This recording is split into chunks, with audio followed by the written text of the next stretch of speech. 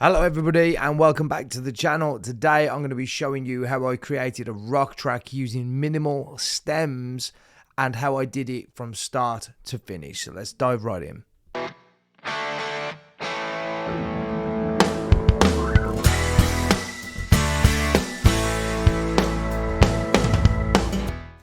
So the idea with this video today is to show you how I structured this rock song. I made it sound as big as possible using as few number of sort of layers and stems as possible. This is sort of a beginner's tutorial. It's also to prove a point that you don't need 150 stems on a track to call it professional or good enough for you to put out.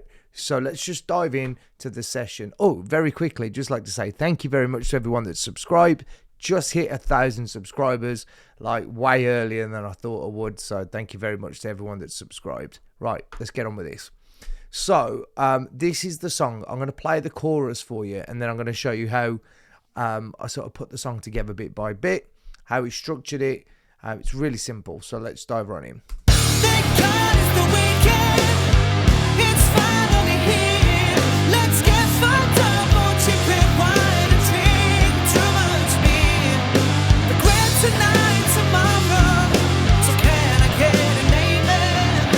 We hope to see you next time when we'll do this all again.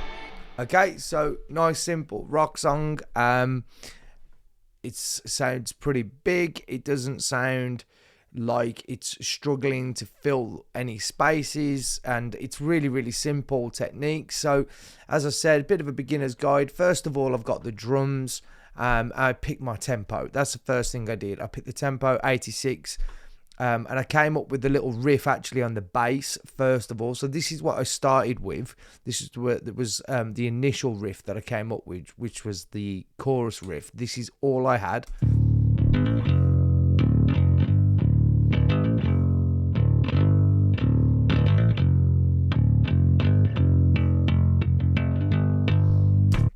Once I got that, so initially I thought that might be a verse, but turned into the chorus.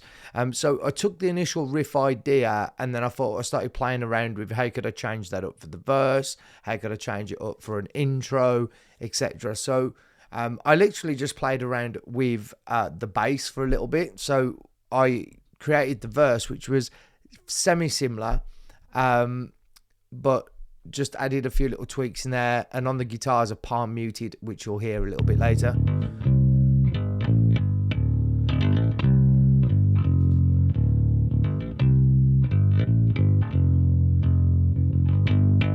And I must say, I'm not a bass player and I'm not a great guitarist, so I work with what I've got, okay? So before anybody starts ridiculing me. And then I thought, well, I need just one of a slightly different bit now for the intro. So let's just come up with something in the intro. And I went really simple on this and just went for this.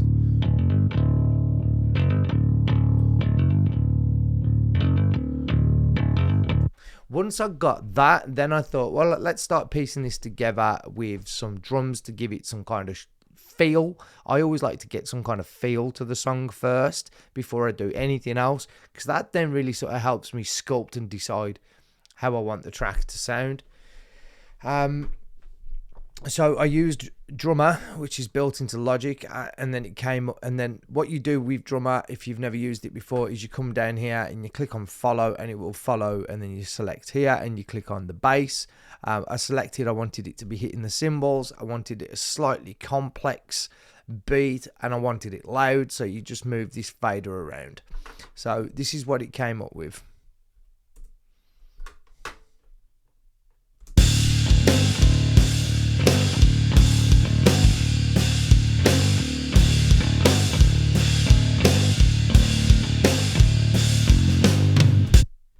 Pretty good. It's following the bass. It's doing exactly what I want it to do, and I'm not a drummer, and I'm not particularly great at programming drums either, so that was easy for me. I then changed the drums to the Easy Drummer kit, which you can do quite easily, which I made another video on that. It's on my channel, so you can create your own drum sounds that you want.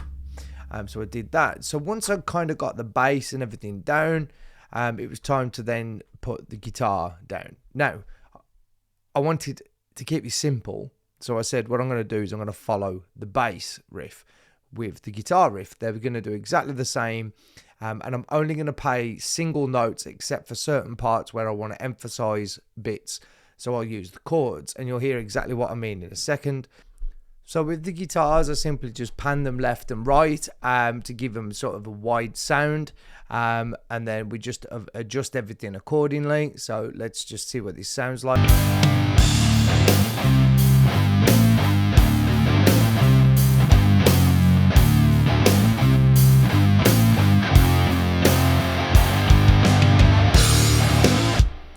And by having it left and right, it just makes the guitars just sound that little bit bigger. I've got no other guitar tracks in this particular track.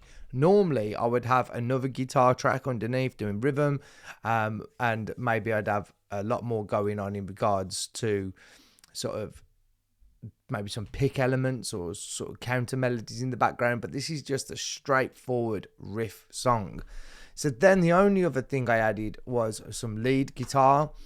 So at the intro, we just got Gareth. I didn't play this bit. Gareth to put some shreddy bits over the top. So as you can see, we're only on 1, 2, 3, 4 layers so far. So this is not particularly complicated to mix.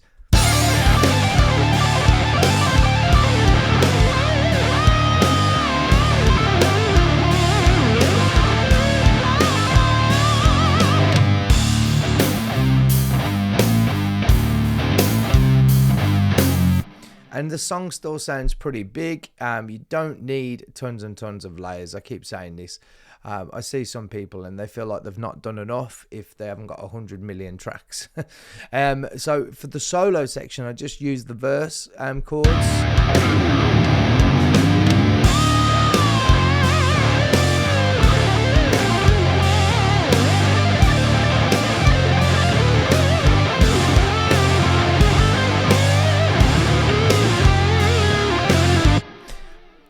And Gareth did a great job of putting that down. Now, Emma did a vocal, like a demo vocal for us, and then we got it to re-record it. Now, normally, again, I would get my singer to sing their main vocal, then I would get them to sing a harmony or a double to the left, and then a double to the right, and then maybe a harmony to the left, and then a harmony to the right, and then maybe another harmony to, and so on and so on. And do a lot of panning work and a lot of automation work and a lot of mixing work to get the vocals where I want them. But in this case, we decided let's go super simple and still see if we can achieve a big sounding vocal. So that's what we did. We went one vocal straight down the middle. We had another vocal that was like a harmony that sat just underneath it, but it was again down the middle, and I used a widener. And I'll show you that in a second. And then we've just got another layer of vocal here for some ad-libs. So let's just have a listen to the main vocal. It's finally here. Let's get fucked up on cheap red wine and drink too much beer. Regret tonight, tomorrow. So can I get an amen? We hope to see you next time. Well, we'll do this all again. Okay, and then we added the second vocal in, which was a little bit of a harmony. She's not singing over every last little bit, as you can see. She's got some little other parts coming in as well. So let's just show you where this sounds. Thank God it's the weekend. It's finally here. Let's get fucked up on cheap red wine and drink too much beer. On the second vocal, I added a bit more delay. So this is more of a sort of a double than a harmony, sorry. The harmony sort of comes down here and ad-libs. Emma's done this really differently to how she would normally do it. Thank God it's the weekend. It's finally here. Let's get fucked up on cheap red wine and drink too much beer. Regret tonight, tomorrow. To get that wide sound with just two vocals, though, what I did was with Xbox Pro, which is a plugin. Again, I've already made a video on this one. I used a lot of digital delay. Now, normally you can use an effect over here, which gives you either unison, which is like a doubler effect, or you can actually have you could have widener, pitch widener on, and that will give you that sort of wider effect. But actually just having the delay sort of moving around kind of gave it the width that I wanted. And obviously now I just need to mix it and get it all finalized. Thank God it's the weekend. Here's with the third harmony, the third vocal. Thank God it's the weekend. Oh, thank God. It's finally here. It's finally Let's get fucked up on cheap red wine and drink too much beer. Regret tonight, tomorrow. So can I get an amen? We hope to see you next time. Well, we'll do this all again. We'll do this all again.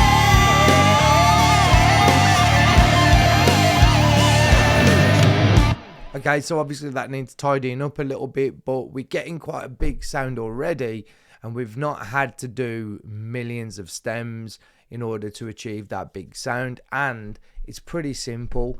I think one of the things I'm seeing a lot of people do when they first get into production is they think that their songs, if they don't have like 100 stems or 200 stems like they see all the professionals do, they think that all of a sudden that means that their track is not going to be good enough to put out.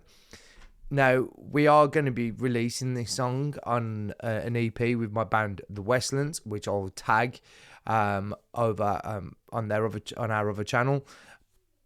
But I just wanted to prove today that you don't have to massively complicate a recording in order to get a pretty big sound. Now, a little bit more mixing, scooping out some more of them sort of frequencies, maybe just adding a little bit more widening to the panning. And that'll be it, really. There's not a lot else I'm going to do to this. The only thing I might add is the transient maker, and I might add a little bit more width to my drum kit, and I can do that by going in here and going to the mixer and moving some of these faders around so that I can get the drum kit sounding just that little bit bigger. But that is it. It's really simple. We've literally just got those stems. That is it. That's the entire track from start to finish. And it doesn't need to be massively complicated. I'm not even using a lot of plugins. I've got amp simulators with a little bit of EQ. I've got vocal with a little bit of EQ, compression, reverb and delay. Not loads going on in this song at all. And then obviously the mastering, which I turned up just so you could hear the track a little bit better because it's quite quiet in the mix at the moment. And again, even in the mastering department, you have the option of being able to add more width to the song afterwards as well. So yeah, let me know in the comments section. Is this something that you struggled with? Is it something that maybe you thought, you had to have more layers for it to be a professional track? Let me know, and happily share your songs in the comments section. I'd love to listen to what you DIY producers are producing yourself. I love listening to music, and I particularly love trying to find new music. So if you got something and you think it sounds cool, drop it in the comments section and I'll take a listen to it. Thank you very much. I'll be back again soon.